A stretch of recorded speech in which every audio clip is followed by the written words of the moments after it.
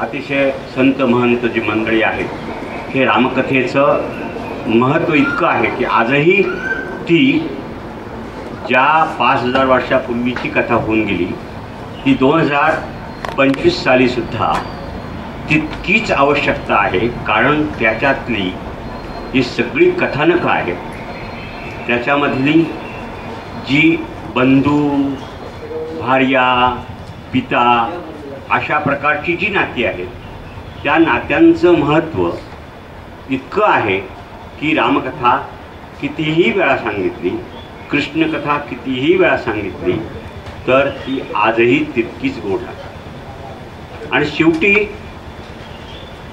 ज्याला आपण रामराज्य म्हणतो त्याची संकल्पना, त्या राज्याची संकल्पना, त्या राजाची संकल्पना ही उदात्त आहे. नुसतीच उदात्त नाही, तो राजा अतिशय न्यायप्रिय आहे. प्रजा हीच आपल्या सुखाची जननी आहे. प्रजेशिवाय ज्याने सीतेचाही त्याग केला, प्रजेशिवाय ज्याने दशरथाची आज्ञा शिरसावंत मानून स्वतः 14 वर्षाचा वनवास भोगला, अशा ह्या रामाची कथा, अशा या प्रभूची कथा वारंवार सांगितली तर त्यामध्ये आपल्या जीवाला, आपल्या देहाला, आपल्या शरीराला एक प्रकारचं नवचैतन्य प्राप्त होतं. आणि म्हणून ही 7 दिवसाची कथा आपण आयोजित केलेली आहे. ज्यावेळेस वाल्मिकींनी रामायण लिहिलं त्यावेळेस सहज, अतिशय सहज ते ज्यावेळेस अरण्यात विहार करत होते त्यावेळेस एक श्लोक आहे, त्या श्लोकाने रामायणाची कथेची सुरुवात झालेली आहे. तो श्लोक अतिशय सोपा आहे. मा निषद प्रतिष्ठां त्वमगमाः शाश्वती समाः यत् क्रौंच मिथुना अवधीही काम मोती अम. याचा अर्थ अतिशय सोपा आहे. ज्यावेळेस वाल्मिकी ऋषी त्या अरण्यामध्ये विहार करत असताना क्रौंच पक्षाची जोडी काम क्रीडा करत असताना त्याने दिसली आणि एका पारध्याने त्या प्रणय करत असलेल्या पक्षाच्या नराला बाण मारला आणि तो खाली पडला. आणि त्यानंतर ती शोकाकुल मादी जी आहे ती असं म्हणते, अरे काय केलंस तू?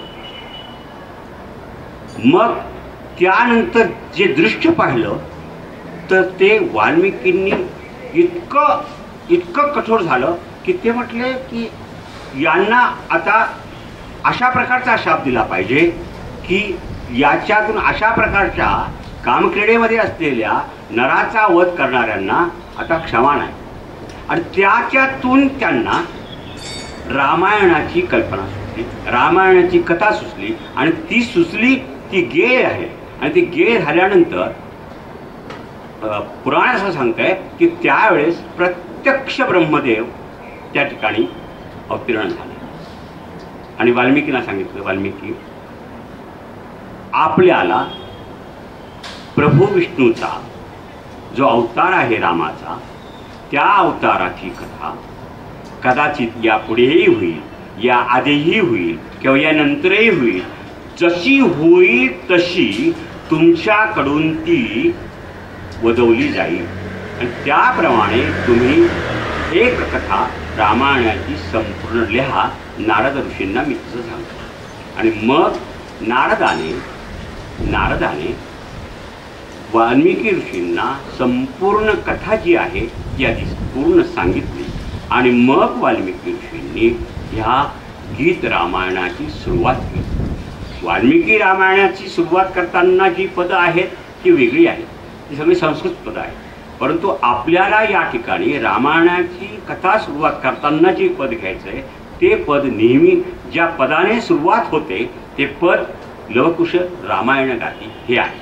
त्या पदाने आपण सुरुवात करणार.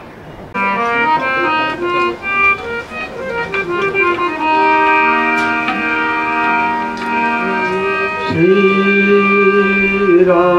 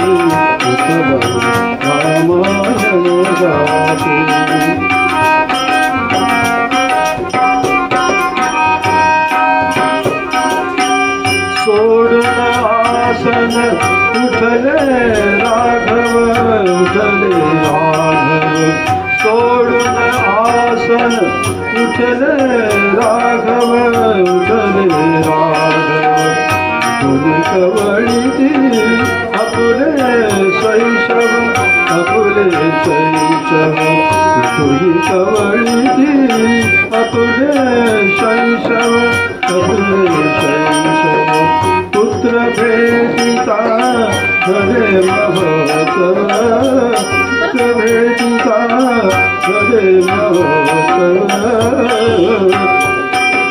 हरितो भयानक माहिती हरितो भयानक माहिती रामायण गाती रामायण गाती राम प्रभु ऐकती राम प्रभु ऐकती रामायण